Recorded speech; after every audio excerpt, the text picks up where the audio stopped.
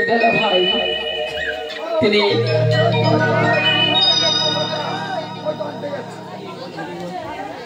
আরেক দাদা ভাই তিনি আমার মস্তকে আবার গীতা আর সম্পূর্ণ মান্যটা দিয়ে আমার মাথায় চাপিয়ে দিলেন। এতগুলো সত্য যে আপনাদের এই গ্রামে ছিল আমার আমি বুঝতে পারিনি। হরি বল। যাই হোক, অনাদিরাদি গোবিন্দ কৃপা করুক, আপনাদের যেন ভগবত কৃপা হয় এটুকু গোবিন্দের কাছে কামনা করি। এই সত্যদাসের মতো যেন দুঃখ যন্ত্রণা পেয়েও গোবিন্দকে কোনোদিন ছেড়ে যাবেন না। রাধে রাধে।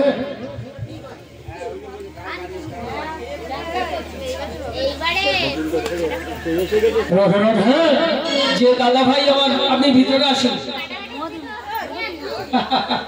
হরি বল। এই যে মনের মানুষগুলো সারা বছর হয়তো কীর্তনের পর চলে যায়, কিন্তু এইসব মানুষের সঙ্গে আত্মায় আত্মায় কথা। হরি বল। কারণ আরেকজন ওই যে রয়েছে, আরো সবাই আছেন ভালোবাসার মানুষ, এনাদের সঙ্গে এই ফোনে একটু কথা হয়। বাঁশির সুরে যে গোবিন্দ বাঁশি বাজারে শোনা যেত, এই বাঁশির সুরে সুরে কথা হয়। তাই আপনারা কৃপা করুন এইভাবে যেন হরিবাসরটা বেঁচে থাকে। আপনারা প্রত্যেকেই এই হরিবাসরে হরি বল হরি বল। আপনাদের কেমন লেগেছে দাদা ভাই বলছে? কেমন লেগেছে? হরি বল হরি বল। যাই হোক, এটুকু দাদা ভাই বলছেন এবং আপনারা সবাই বলছেন ভালো হয়েছে। ঠিক আছে ঠিক আছে বাবা, এটুকু গোবিন্দের কাছে আমিও কামনা করে যাই। আমি আসি না আসি বড় কথা নয়, কিন্তু আপনারা প্রত্যেকেই কাঁধে কাঁধ মিলিয়ে এভাবে সুন্দর জাগরণ মঞ্চকে হরিবাসরটা নব নব বৃন্দাবন প্রতি বছর করবেন। ঠিক আছে বাবা, জয় জয় গৌরনিতাই প্রভু।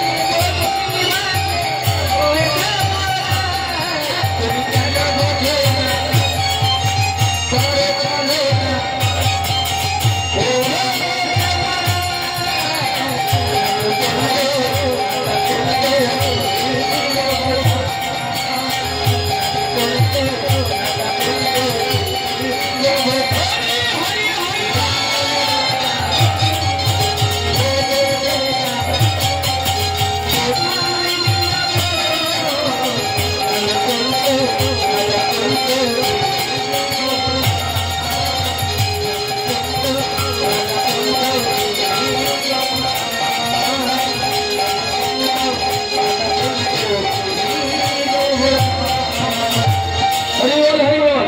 এখানে সত্যদাসকে গোবিন্দ কৃপা করলেন। আপনারা সবাই ভালো থাকবেন।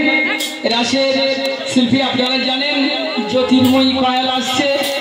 আশা করি আপনাদেরকে ভজন এবং রাস শুনিয়ে আপনাদের আনন্দ দেবে। আপনারা সুখে থাকবেন, ভালো থাকবেন। জয় জয় গৌর নিতাই প্রেমানন্দে। এইখানে রইল আমার লীলা রোমাধুরী।